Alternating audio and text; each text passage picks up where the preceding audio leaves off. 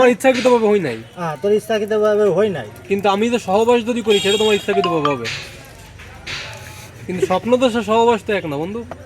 তোরে বুঝনি বইছি, তোরে বুঝনি সেটা বলদ না, বলদ না দিন মানে এই বন্ধু কালা আমি কি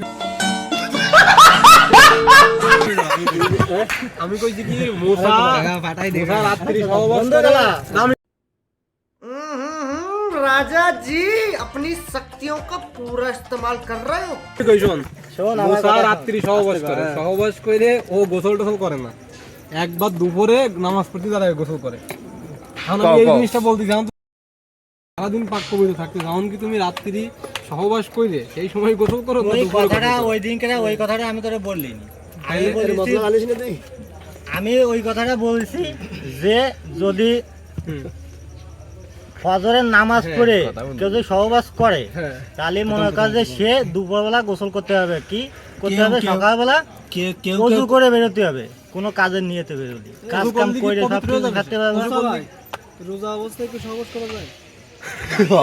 অবশ্যই না। তাহলে তুমি এই কথাটা কষ্ট করে যে ফজরের আমি নামাজ কি পড়ে করছি? সহবাস এই করলাম। ইসির কথা কইছি আমি, তুমি তো কিন্তু। সহবাস না না রোজার বাইরের কথা কইছি। তুমি বলো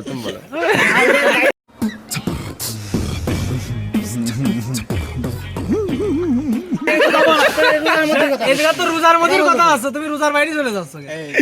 আমি রোজার বাইরের কথা কইছি। তোরে একটু আগে প্রথম প্রশ্ন আমি কি উত্তর দিলাম? না এই যে ইরাকশন ওয়াব বিরত ফুলাবান, ঠিক আছে? এরা বোঝে না।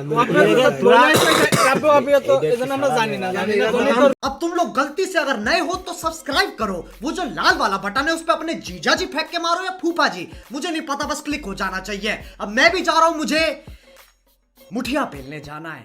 बाय।